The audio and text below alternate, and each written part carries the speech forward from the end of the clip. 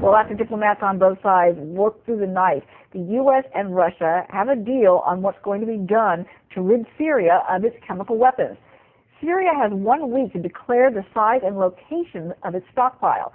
The deal also plans to impose UN penalties if Assad's regime fails to comply. Earlier, I had a chance to talk with Senator Rand Paul and asked him if he thinks the U.S. is ceding its superpower status to Russia. Well, I don't think we're in seventh grade, that it matters like, oh, we're winning, they're losing.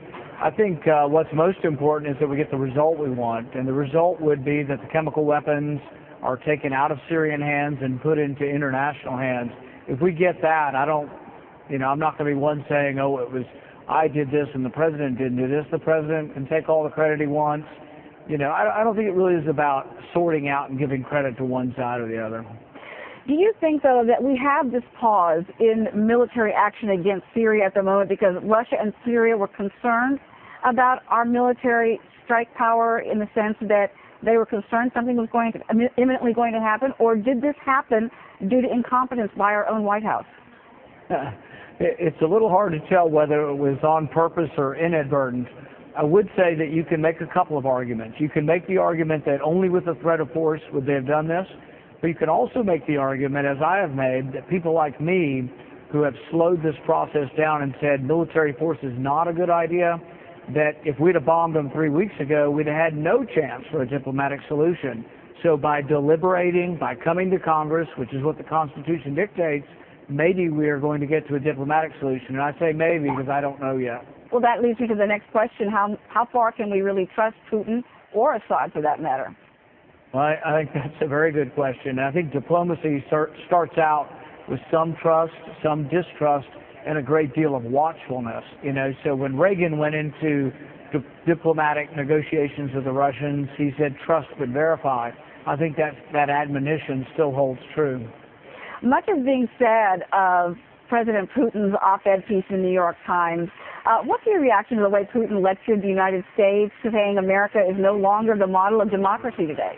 I think that there's a bit of irony there, but I think also that it doesn't behoove Russia to be tweaking us and lecturing us if they want to have a diplomatic solution. Ultimately, if you and I want to make an agreement and you and I are on opposite sides of the fence, if I call you a name and say, hey, in the past you've behaved this way, I don't think that's a good way to try to have diplomacy. So I don't think it has helped to move the ball along for him to have behaved this way in the editorial. Do you think, though, if Putin emerges strong throughout this process, that it could embolden him to have a major influence in the region, particularly when it comes to helping Iran with its nuclear ambitions down the road? I don't think it's a game for the schoolyard, and I don't think we're competing to say who looks or acts the strongest. America is the sole remaining superpower in probably every imaginable way. And I think that we are also a superpower in the sense that we reserve that power for only to use it reluctantly. And so, no, I don't fear Russia. I don't fear Russia having undue influence in the Middle East. I think really, though, we need to work together, all of us, to figure out a way out of a lot of vexing problems in the Middle East.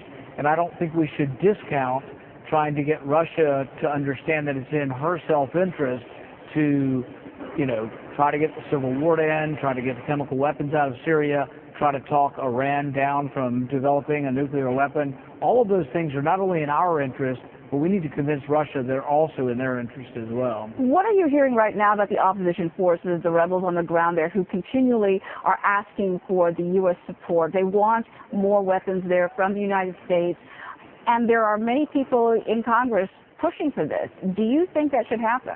I'm very hesitant to give weapons to Al-Qaeda, al-Nusra, extremist elements of Islam.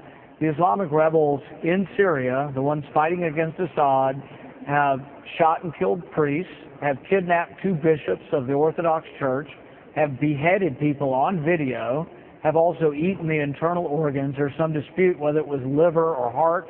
I don't think it really matters what degree of atrocity when you're eating the organs of your opponent, whether it was heart or liver.